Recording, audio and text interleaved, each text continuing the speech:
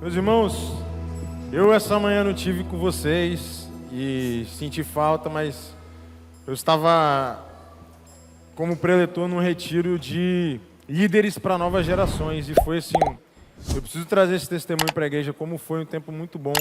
Eu fui lá para ser um dos preletores, mas como Deus falou na minha vida, eu não estava sozinho também, né? Levei uma parte da nossa equipe de liderança para aprender. E lá a gente discutiu e conversou sobre as nossas novas gerações. E uma das coisas que eu tenho percebido muito é que o nosso estado tem vivido um momento muito diferente com a juventude, sabe? É um momento muito especial e muito diferente do que tem acontecido pelo Brasil. E esse movimento me deixa com tanto de felicidade, mas também com tanto de responsabilidade, né?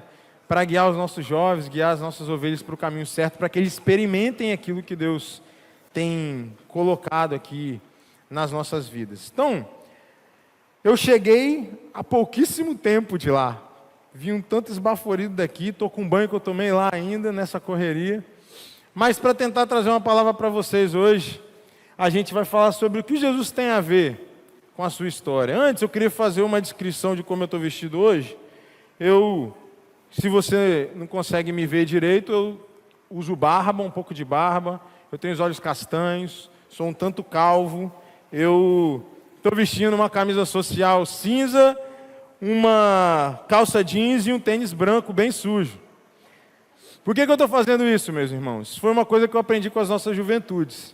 Eu não sei se você sabe, mas a Juventude Batista Capixaba, ela é pioneira quando a gente fala de inclusão. O primeiro congresso a nível de Brasil que aconteceu e que foi 100% vivenciado em Libras, ele aconteceu por uma idealização da Juventude Batista Capixaba. Isso nasceu no coração dos jovens batistas.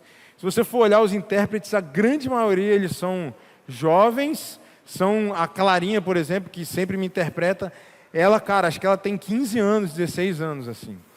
E a Juventude Batista tem mudado isso. Eu fiz essa audiodescrição porque a gente tem no nosso meio pessoas que precisam ser incluídas com essa descrição, que não me veem como talvez outras pessoas veem. Então, isso é uma prática para a gente olhar para os nossos irmãos. Às vezes você tem contato com irmãos que estão caminhando com você e você não sabe que ele não tem muita ideia de como você é. E por isso que eu estou tentando trazer um pouco daquilo que a gente tem aprendido lá fora para o nosso contexto de igreja. Sempre que eu estou lá, eu faço isso. Na minha igreja eu nunca fiz, apesar de precisar fazer. Então, eu estou trazendo isso. Eu sei que às vezes parece engraçado. Por que o doutor está fazendo isso? O que está acontecendo? Mas é porque a gente precisa começar a abrir os olhos para aquilo que Deus tem feito no meio dessas pessoas também. O que Jesus tem a ver com você? O que Ele tem a ver com a sua história de vida? A gente vai ler João capítulo 9, mas antes disso, eu quero começar dizendo onde surgiu a ideia dessa mensagem. Certa vez o pastor Ricardo estava pregando aqui, e aí ele disse que se ele tivesse nos tempos de Jesus, quem sabe Jesus escolheria ele como um discípulo, que o nome dele não tivesse escrito na Bíblia. E é claro que ele falou isso na mão dos pastores, né, que não valem nada. Virou uma piada entre a gente, e a gente sempre fala que Ricardo queria aparecer na Bíblia. Mas isso me acendeu um alerta. Para parar para pensar o que seria necessário para que a sua história tivesse escrita na Bíblia. Vamos fazer um exercício aqui. Se Jesus estivesse aqui hoje foi o tempo que ele escolheu para vir na Terra. O que seria necessário para que o seu nome estivesse escrito na Bíblia? Pode fazer vários exercícios. Você pode pensar, por exemplo, eu precisava que Jesus me escolhesse como um discípulo. Talvez. A gente não precisa ser muito qualificado. A gente vê que a equipe que Jesus escolheu não era nada qualificada. Obrigado. Não era nada qualificada. Mas a maioria das histórias que são contadas na Bíblia são de pessoas do dia a dia comum, que tinham histórias comuns, e que o fato de Jesus aparecer na vida delas faz com que a história delas fosse conhecida por bilhões de pessoas durante a história humana. Então, a partir desse exercício, eu quero ler esse texto que nós vamos ler, mas eu antes vou te dar um contexto para a gente não precisar ler muito, tá? Essa é a história do milagre mais nojento que Jesus fez. Como é que começa? Jesus encontra um cego de nascença, e aí ele cospe no chão, e ele passa, faz um lodo com a terra ali, faz uma maçaroca, e ele passa no olho daquele cego. E ele pede que o cego vá até o tanque de Betesda para poder, de Betesda, para poder lavar os seus olhos. E quando ele lava daquele lodo nojento, ele começa a enxergar. Isso é muito estranho, porque em outras ocasiões Jesus cura colocando a mão. Tem passagem que Jesus expulsa demônio à distância, meu. Fala, pode voltar, que a tua filha está sem demônio. Mas nessa ocasião, Jesus, ele cria um sistema muito inusual e que se fosse comigo, talvez eu ficaria muito chateado. Poxa, por que comigo o Senhor fez um negócio desse? A gente está falando, gente, de Jesus. Como é que eu vou explicar para você assim? Naquela época não tinha bala house. E ele andava, era um peregrino do deserto. Então, não imagina Jesus bem cheiroso, com perfume passado, com os dentes muito bem escovados durante o dia inteiro. E esse é o contexto daquilo que acontece. Aquele homem volta a ver, e aquilo causa um burburinho na cidade. Porque existiam ali uns mestres da lei que ele falam, não é possível que esse cara era cego de nascença. Eles vão até o pai daquele cara e falam assim, primeiro pergunta para o cara, você era cego mesmo? O cara fala, eu era cego, cara, você não sabe, eu era cego, eu nasci cego. Ele fala, não é possível, ele vai nos pais do cara, e aí os pais falam, olha, eu não sei quem foi que curou ele, eu sei que ele era cego, eu posso afirmar. Os pais, inclusive, jogam a responsabilidade, ele já é maior de idade, ele que se vire para responder. Mas ele era cego, ele era cego. Aí vão no vizinho do cara e voltam no cara e falam, pelo amor de Deus, esse Jesus que você está falando, ele não vem de Deus, ele não vem da parte de Deus. E o cara dá uma resposta inusitada, ele fala, olha, se ele não vem da parte de Deus ou não, eu não sei. O que eu sei é que eu era cego e agora eu vejo. Agora, é muito estranho que alguém que não vem da parte de Deus faça milagres desse jeito. Porque naquela ocasião, você nascer com alguma deficiência era porque muito provavelmente ou você ou seus pais pecaram. É uma história muito longa, que você precisa vir na EBD para poder aprender ela. Mas em tese, o fato de você curar alguém que era cego de nascença significa que você também está perdoando o pecado daquela pessoa ou da sua geração, ou da sua família. A gente acredita nisso, irmãos? Não, eu estou falando dos judeus daquela época, tá bom? Hoje eu não sei se os judeus até hoje acreditam nisso, mas naquela época era assim. Esse é o contexto dessa história, desse milagre de Jesus. E aí, a gente vai entender algumas coisas com essa história, e a primeira delas, lá no verso 39 ao 41, a gente está lendo João, capítulo 9, tá bom? Do verso 39 ao 41, diz assim, que disse Jesus, eu vim a este mundo para julgamento, a fim de que os cegos vejam e os que veem se tornem cegos. Alguns fariseus que estavam com ele ouviram-no dizer isso e perguntaram, acaso nós também somos cegos? Disse Jesus, se vocês fossem cegos não seriam culpados do pecado, mas agora que dizem que podem ver, a culpa de vocês permanece. O pior cego é aquele que não quer ver. Olha a dinâmica aqui. A gente está vendo um milagre que é espetacular. O judeu não tinha experimentado um cego de nascença. Talvez os seus rituais, outros cegos tenham sido curados, outras maravilhas, porque Deus também operava maravilhas. Mas um cego de nascença não tinha esse registro. Então é algo incomum, é um ponto máximo espetacular. E a preocupação deles é, quem é que fez isso? Por quê? Porque a gente está falando que isso acontece no sábado. E para o judeu, no sábado, você não pode trabalhar. E você vai ver em várias etapas, várias histórias da Bíblia, que Jesus ele opera curas no sábado. Muito provavelmente para provocar também essa galera. Ele diz, eu sou o Senhor do sábado. Quer dizer assim, o sábado não existe, meu irmão, para vocês cumprirem a lei. Existe por minha causa. Então, existem certo tipo de pessoas que veem as coisas acontecendo, que sabem que os milagres estão acontecendo, que olha para a igreja, o movimento que está acontecendo na igreja, e vê que as pessoas estão mudando as suas vidas, vê que existem pessoas se convertendo, vê que existem batismos acontecendo, vê que existem coisas maravilhosas acontecendo e testemunho que os irmãos uns contam para os outros, mas a preocupação deles são outras, que não aquilo que de fato está acontecendo.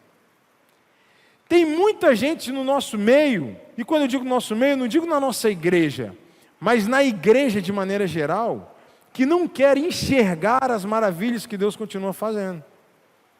Essas pessoas aqui são representadas por esses mestres da lei e por esses fariseus. É gente que tem como tentação falar mal daquilo que tem sido divino. E isso é demoníaco.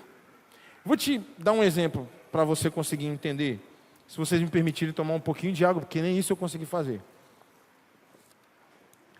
Eu nasci na igreja, eu nasci nessa igreja. E se você chegar para mim e falar assim essa noite, Dodô, Gessi, vou queimar o Gessi, Gessi fala, Dodô, vamos sair daqui, a gente vai para um rock pesadão. A gente vai para um lugar que tem um monte de bebida, um monte de mulheres, um monte de coisa, a gente vai virar a noite, Gessi, num rock muito pesado. A minha resposta para o Gessi, primeiro eu vou botar a mão na cabeça dele para falar, sai de um em um para não embolar aqui. Mas na verdade, a minha resposta para o Gessi vai ser, mano, você só pode estar brincando, porque essa não é a minha tentação. Eu que nasci na igreja, não tenho a tentação de encher a cara, de curtir com um monte de mulher, de virar a noite então, meu irmão. Oh, Jesus! A minha tentação é você falar, Dodô, vamos dormir hoje o dia todo. Eu falo, Jesus, vamos dormir. A minha tentação, sabe qual é? É falar mal dos outros. Se tem uma parada, meu irmão, que coça aqui, é quando o farisaísmo vem e eu começo a ver uma coisa, eu falo, eu faria isso melhor, hein? Faria diferente. É julgar o comportamento dos irmãos. Essa é a minha tentação, meu irmão. A minha tentação é fazer fofoca de algo que eu não gostei. Entende? Então, para os fariseus e mestres da lei, a gente olha para esses caras como alguém que está muito distante da nossa realidade, porque eles estão sempre batendo em Jesus. Mas eles representam algo que na verdade está dentro da gente mesmo. E que a gente dá certa vazão na medida que a gente acha que isso não pertence a nós. E a gente, dentro das nossas igrejas, a gente atua como se fôssemos demônios. A gente vê obras divinas acontecendo, e a gente fala, mas tem isso aqui que está acontecendo.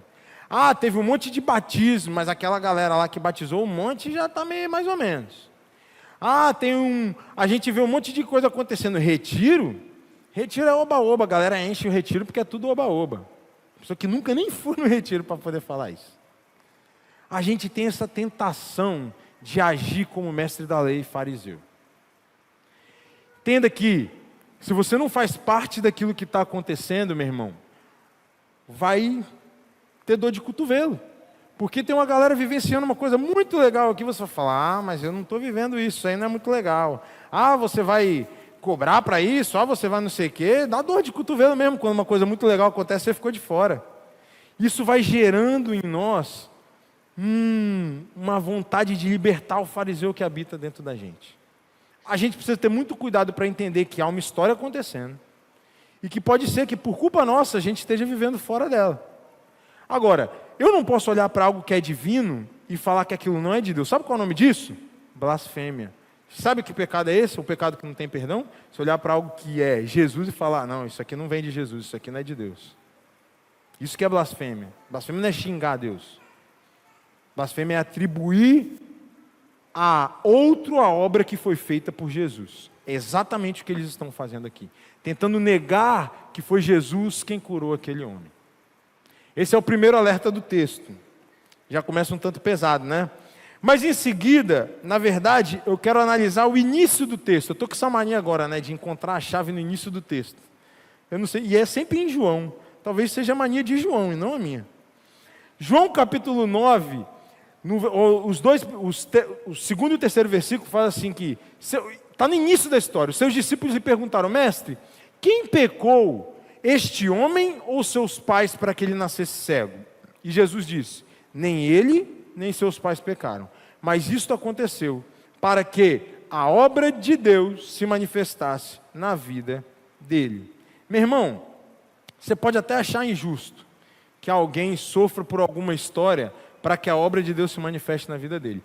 Imagina esse cara, o quanto de olhares ele não teve na sua vida toda, porque as pessoas acharam que ele tinha pecado.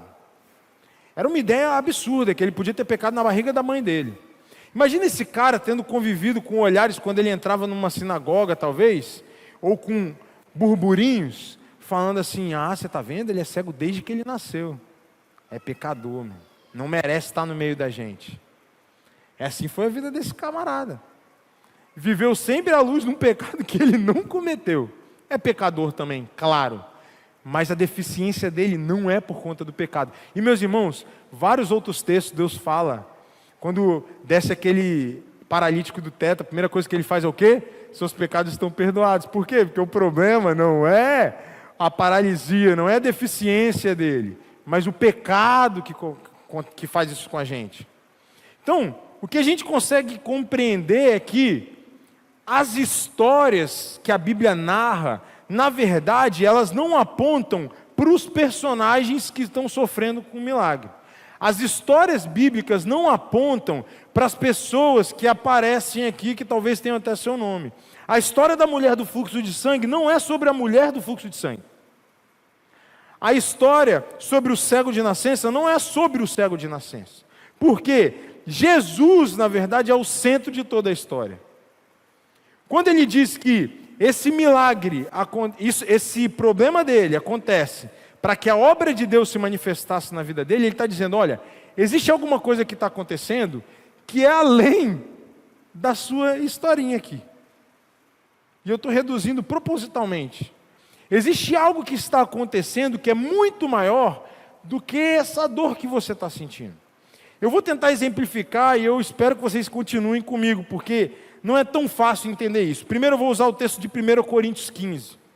1 Coríntios 15, 45 diz assim: assim está escrito: o primeiro homem, Adão, tornou-se ser vivente. O último Adão, espírito vivificante. O que vocês veem nessa relação aqui? O que o texto de Coríntios está dizendo é que Adão não é uma história contada para que a gente conheça a história de Adão. Adão, na verdade, é uma história que aponta para Cristo. E você pode achar uma loucura minha, meu irmão, mas você lendo um pouquinho de um livro de teologia, você vai ver quantas histórias bíblicas são desenhadas para apontar para Jesus diretamente ou para alguma característica de Jesus. Eu vou tentar ilustrar para vocês, eu usei como base, não foi eu que tirei isso da minha cabeça, tá? Não são fontes da minha cabeça, não foi do Google. É um dos teólogos mais legais que a gente tinha, né, que agora ultimamente, que faleceu recentemente, que é o Tim Keller. Não somente Adão, mas Abel também é uma história que aponta para Jesus. Você vê que Paulo fala ali, faz esse paralelo, olha, Adão era um homem que viveu sem o pecado, porque a gente já não viveu sem o pecado. Mas Jesus era o verdadeiro Adão. Por isso, algumas traduções vão chamar ele de segundo Adão. Essa que eu usei está de último Adão.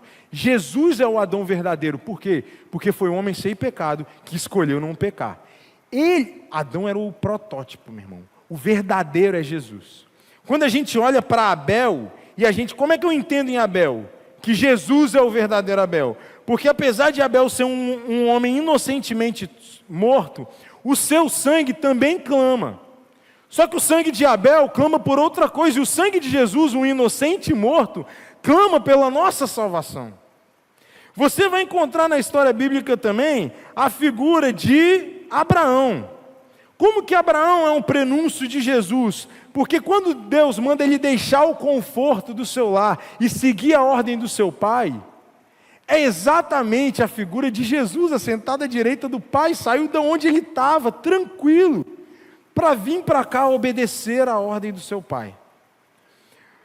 Mais para frente você vai ver a história de Isaac. Isaac é um prenúncio de Jesus, por quê? Porque ele é oferecido em sacrifício pelo seu próprio pai. Só que Isaac não é um sacrifício completo. Deus fala: para, a história já contou, não precisa matar ele. Jesus não. Jesus é o verdadeiro Isaac. Porque ele é inocente, ele é morto, e o sangue dele, diferente do sangue de Isaac, é o sangue derramado. Então todas essas histórias que a gente está colocando sempre estão apontando para Jesus. Quer mais uma de Isaac? Quando Deus olha para Isaac e fala assim, para Abraão e fala assim: não precisa sacrificar Isaac.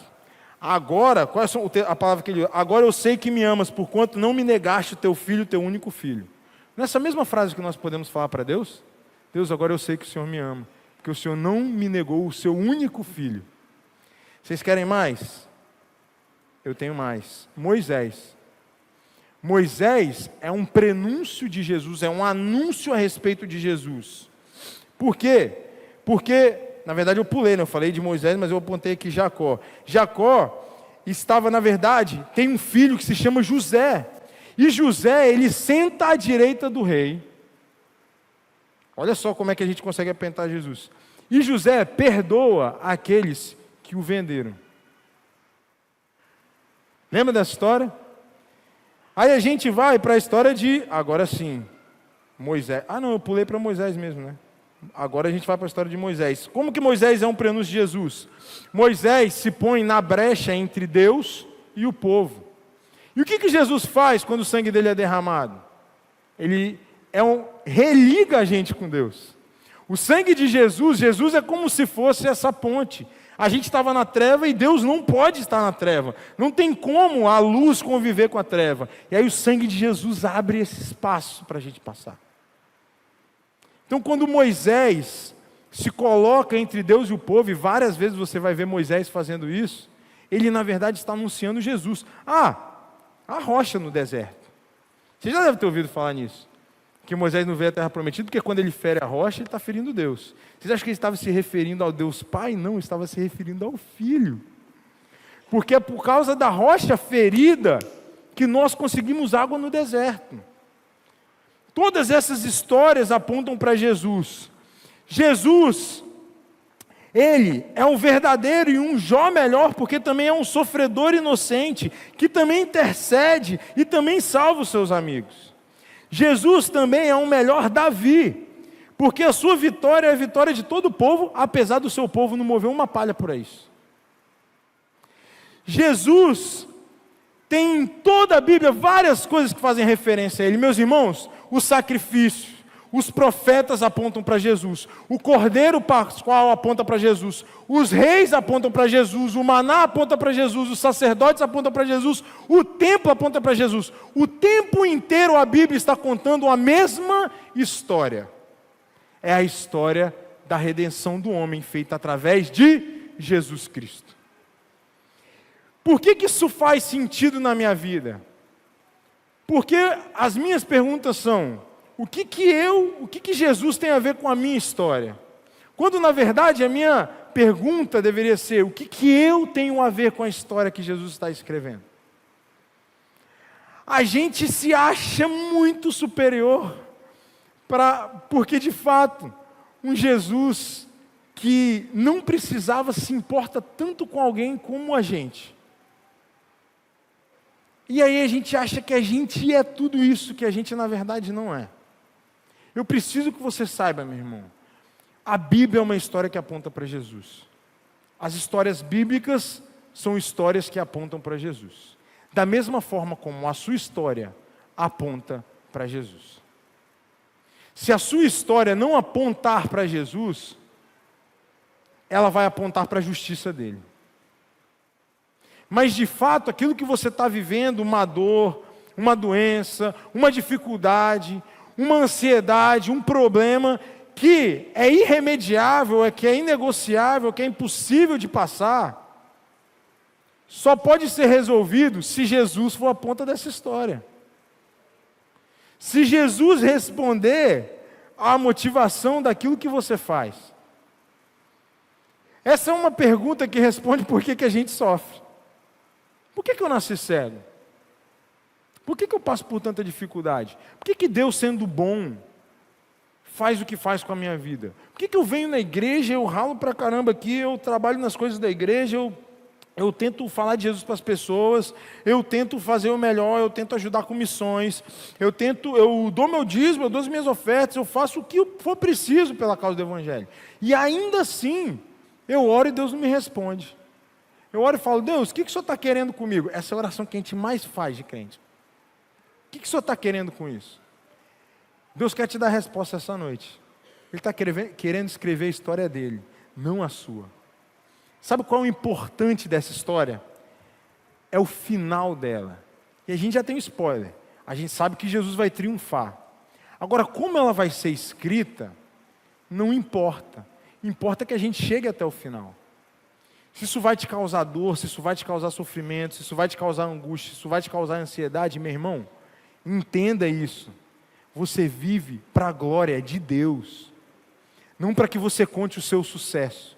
Não para que você conte as suas glórias. Não para que você conte como você conseguiu sair daquilo. Mas para que a história de Deus esteja contada.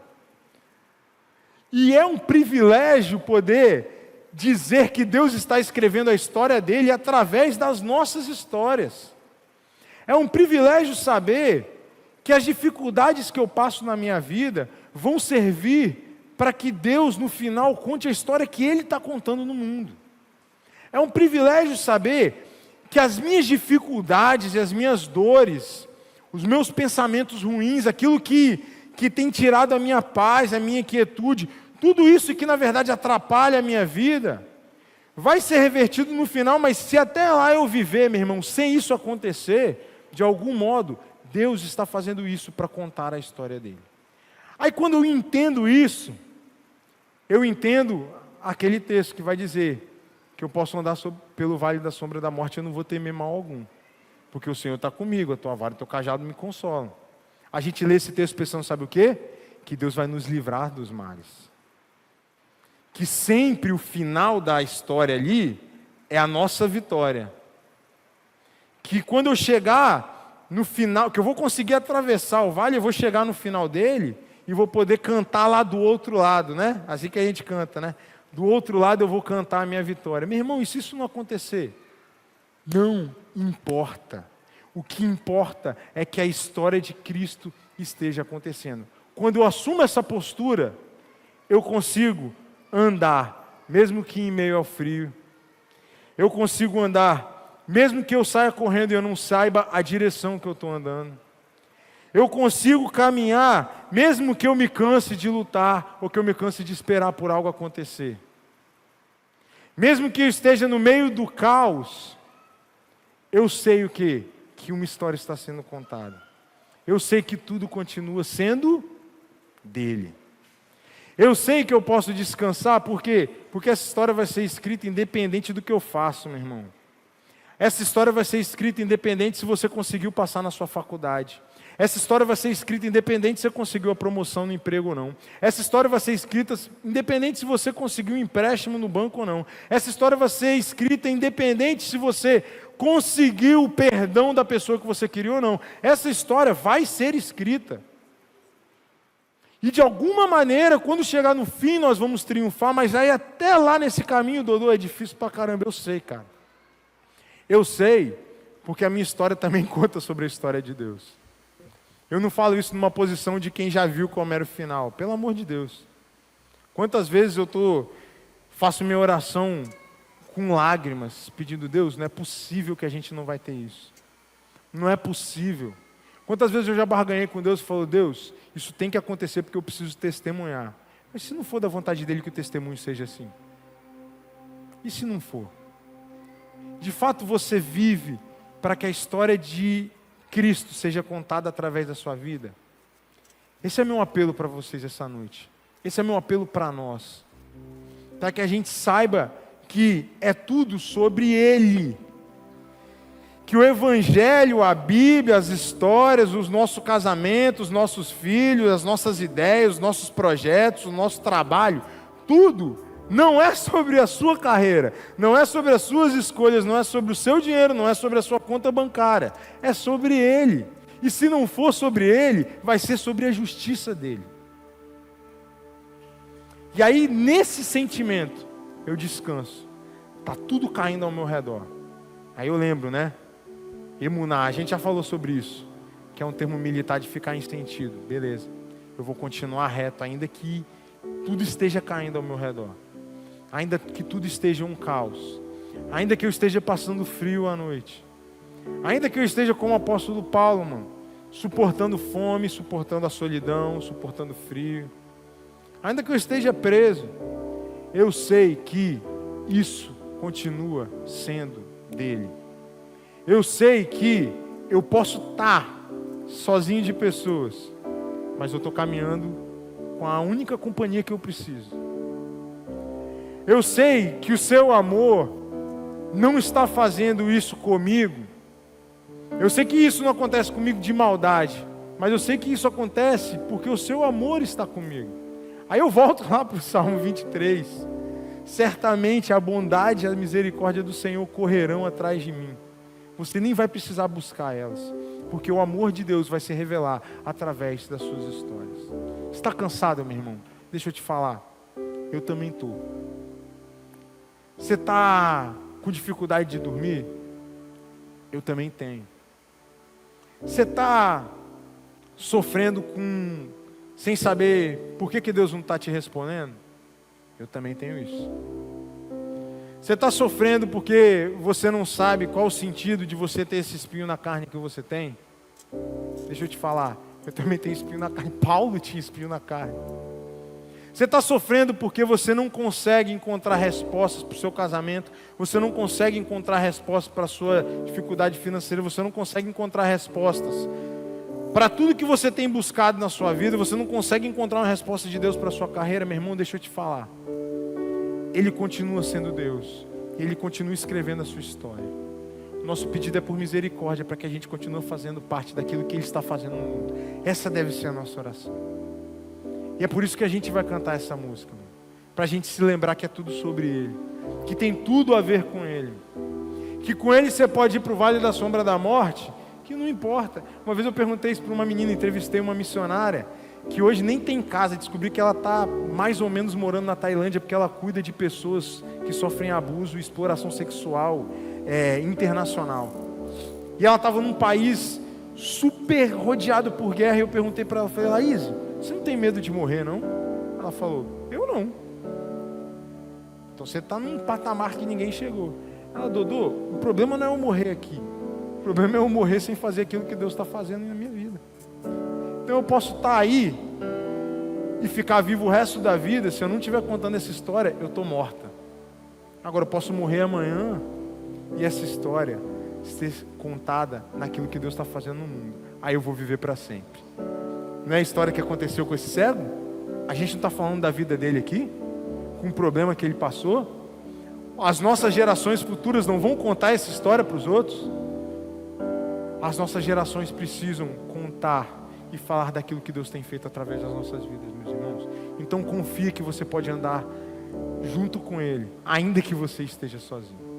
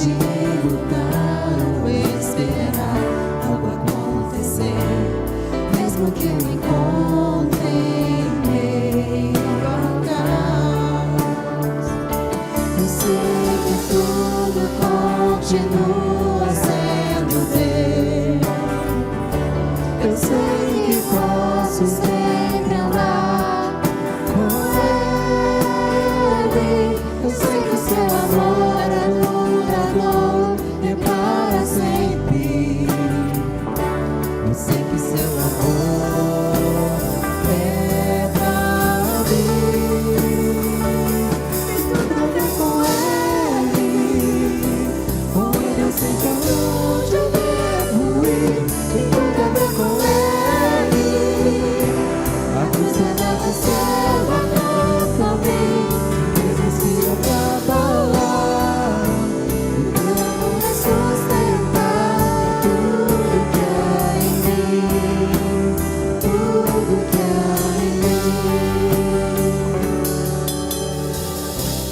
fim de semana eu ensinei uma rebeldia para os meninos.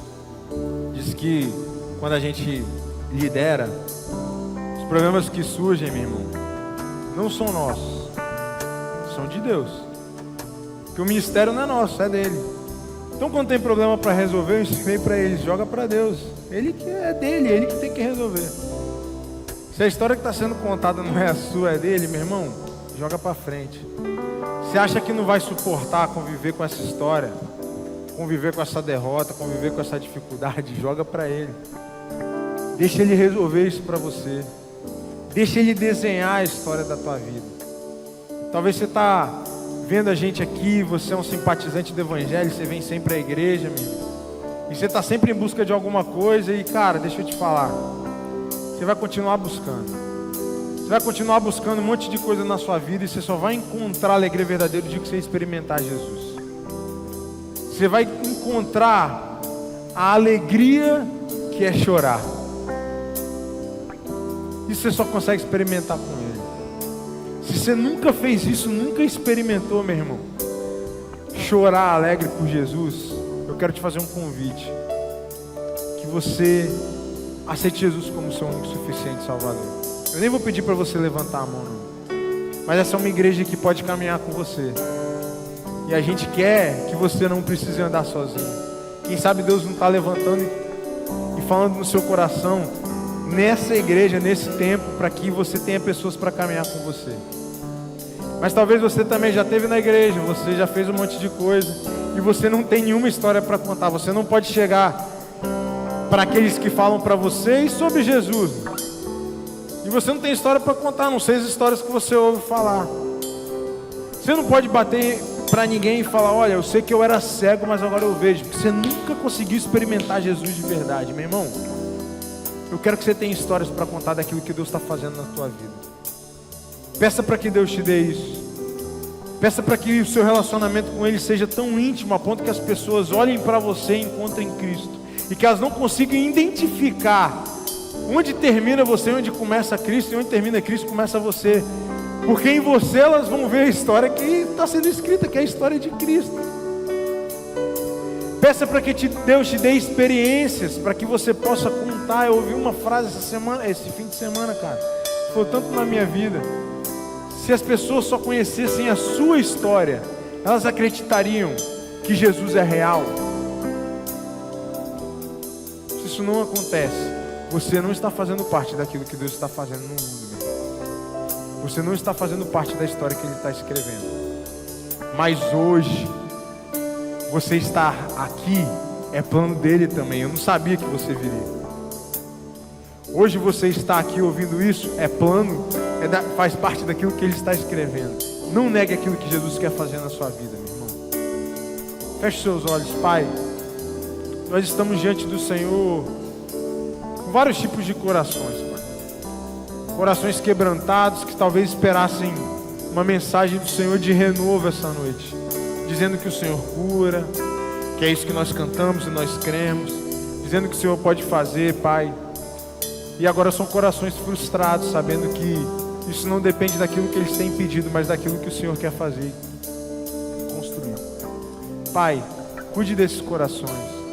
Coloque pessoas ao seu lado para orar, para fortalecer. Renove as suas forças, Pai, e que eles possam experimentar aquilo que o Senhor profetizou, Pai. Correr e não se cansar, meu Pai. Pai, esses corações frustrados porque não têm recebido a resposta do Senhor. Ô Pai, fale nesses corações. Fale aos nossos ouvidos. Use pessoas para falar conosco. Aquilo que nós temos tanto pedido, Pai. Aquelas pessoas que têm recebido uma notícia difícil, que receberam um exame difícil, meu Deus, cuida, Pai. Cuida para que a Tua história seja escrita. Mas cuida de nós que estamos passando por essas coisas, Pai. Pai, aqueles corações que sempre chegam perto do Senhor, mas não te alcançam em intimidade. Que acham que te conhecem, mas te conhecem de domingo à noite. Não sabe o que quer se relacionar. Não sabe o que quer chorar com o Senhor. Não sabe o que quer contar com as histórias. Pai, dê a eles experiências para que eles possam contar daquilo que o Senhor tem feito. Pai, aquelas pessoas que até tiveram uma experiência íntima com o Senhor, mas que hoje não se encontram com isso porque alguma coisa os fizeram perder. Meu Deus, restaura esses relacionamentos, Pai. Se achegue a nós, mesmo que a gente não saiba como se achegar ao Senhor depois de tanto tempo longe de Ti, mas que a cada dia nós possamos experimentar, Pai, que estamos fazendo parte daquilo que o Senhor está fazendo. Fale aos nossos corações e nos usa na sua história, na história que Jesus está escrevendo no mundo, Pai, para que a gente possa contar para os nossos filhos e para as próximas gerações de tudo aquilo que o Senhor tem feito. Essa é a nossa oração essa noite, que nós cantaremos e contaremos das Tuas boas obras, em nome de Jesus. Amém.